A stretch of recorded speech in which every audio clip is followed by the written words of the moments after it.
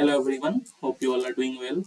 So today we are going to discuss the next copy of our Aspire for Agriculture test series. So we all know that we are having Aspire for Agriculture test series and we have discussed till test 9 section A, and today we are going to discuss the section B of test 9.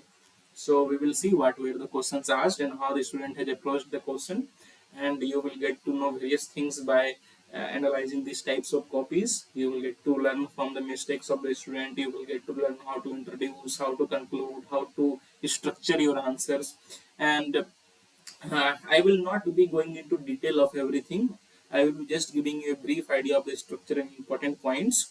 But if you want to read the answers, you can simply pause the video wherever you want to, and you can read the answers. I will be just giving you an idea of the structure, because all the things have been asked, have been taught by me in various several answer writing videos and static videos. So you can refer them for conceptual clarity. It is just a view of the answer sheet, how good students are writing answer, and how you can improve your answer writing skills. So that is the aim of this series. So let's start.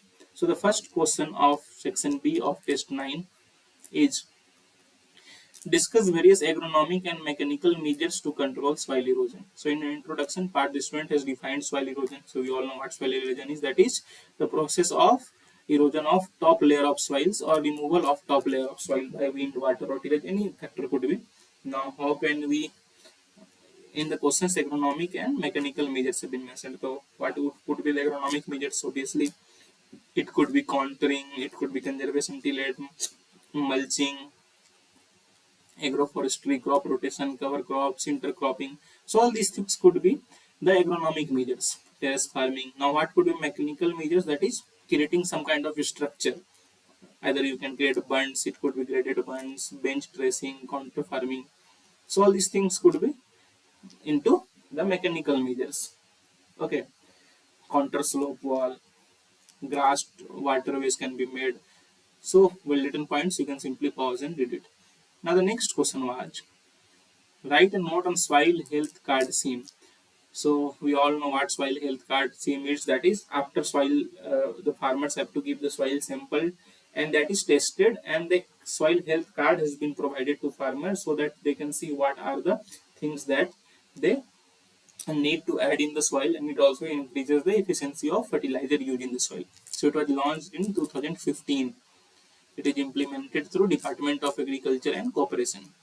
Parameters, what 12 parameters are included, that are NPK, sulfur, Zn, FEC, UMNB, electrical conductivity, physical parameters. So very relevant points. Key features have been mentioned.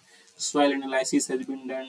Crop specific and fertilizer specific recommendation, digital access. So relevant points. You can pause it. These are the things which can be done through soil health card scheme. It has been also mentioned that it is present in 21 languages. Recent initiatives have been mentioned, that is while application of soil health, geographical information system, use of GIS. So very well written points. You can simply pause and read the things. And you can see in the conclusion, Swasth Dhara, Khet Dhara have been mentioned. So very good. Very well written conclusion. If you add these types of things in conclusion, it enhances your answer. Now let's move to the next question. The next question is: discuss the characteristics of a good farm plan context of Indian agriculture scenario. So what good farm plan? Farm plan has been defined here, and characteristics of good farm plan has been mentioned here.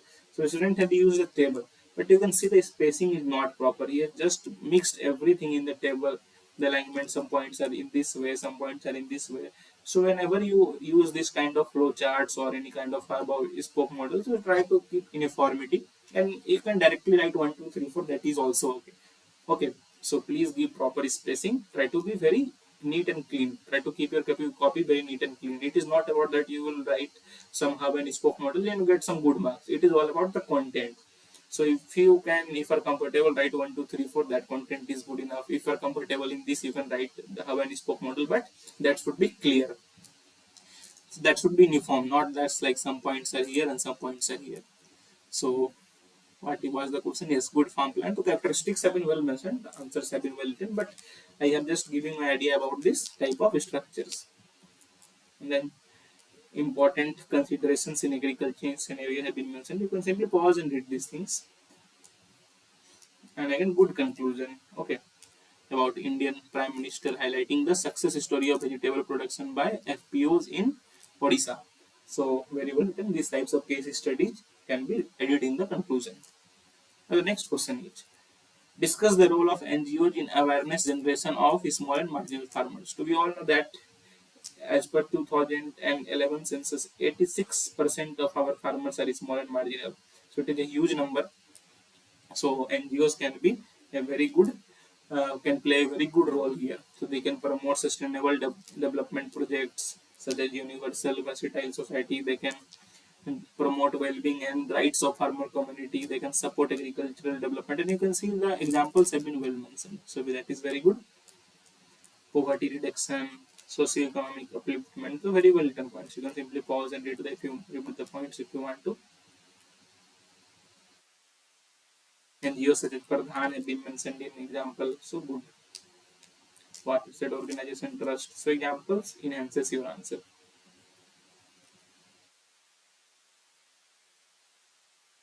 Now the next question is, discuss the factors taken into account while fixing MSP, and are these factors enough or some new factors should be added? So obviously MSP has been written, about MSP has been written, mentioned in the conclude in the introduction part. It is for these crops.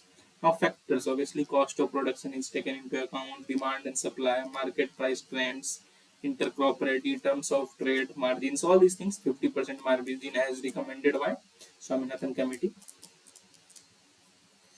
And this would be briefly described about A2 plus FL cost. We all know that A2 is input cost, FL is family labor, then is there is C2 cost. So all these things can be mentioned here. That was missed by the student. Now, which new factors can be included, such as in during fall of market price below predetermined levels? These are things you can simply pause and read it. And in conclusion, about MS Swaminathan Commission have been mentioned. Now, the next question is, what is fertigation? Discuss its advantages and disadvantages.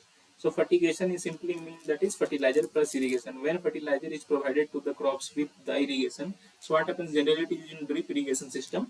So in the drip irrigation tank, some liquid fertilizers or some powdery fertilizers have been mixed, and through the pipes of drip irrigation system, it reaches the plant in a very efficient way. That is what fertigation is. Fertilizer suitable to be used in fertigation. So basically all these examples have been mentioned, but soluble fertilizers should be mentioned, but which need advantages have been mentioned, increasing crop yield, improving fertilizer use efficiency, reducing environmental pollution, reducing water consumption.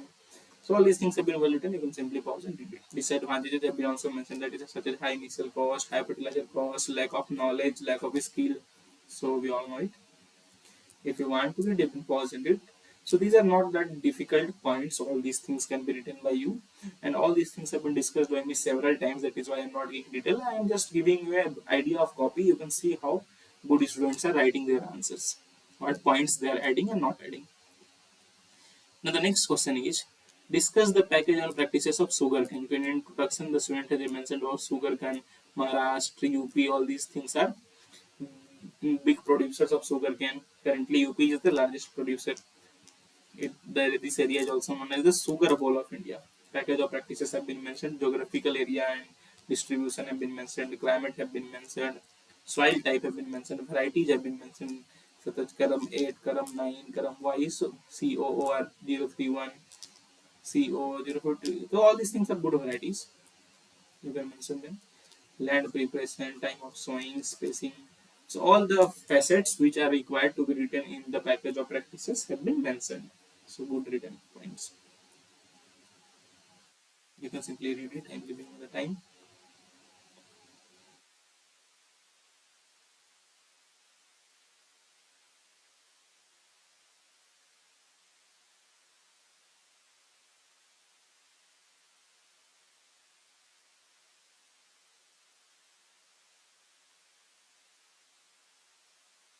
And in the conclusion about FRP has been mentioned because FRP is provided to sugarcane.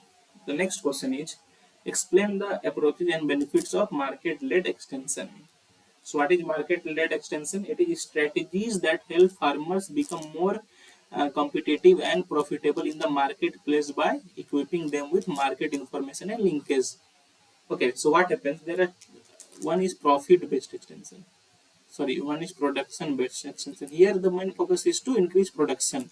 In market based extension or market led extension, here is not the our main aim is production. Obviously production, if extension is there, production will be one of our aims, but the one of the main aim is to produce only those things on which we can get good price in market. So that is what market led extension is. Approaches have been mentioned: market analysis, linking with farmers, providing technological advances. You can mention it. Benefits have been mentioned: so increased income, improved equality, greater market awareness, improved negotiation, sustainable development, reduced middlemen. So very good points. Now challenges have been also mentioned. So our written points. So this was about today's answer. So I hope you have read wherever you wanted to and you get a kind of understanding of all these questions. So that is all for today. If you like it, please press the like button. Please do share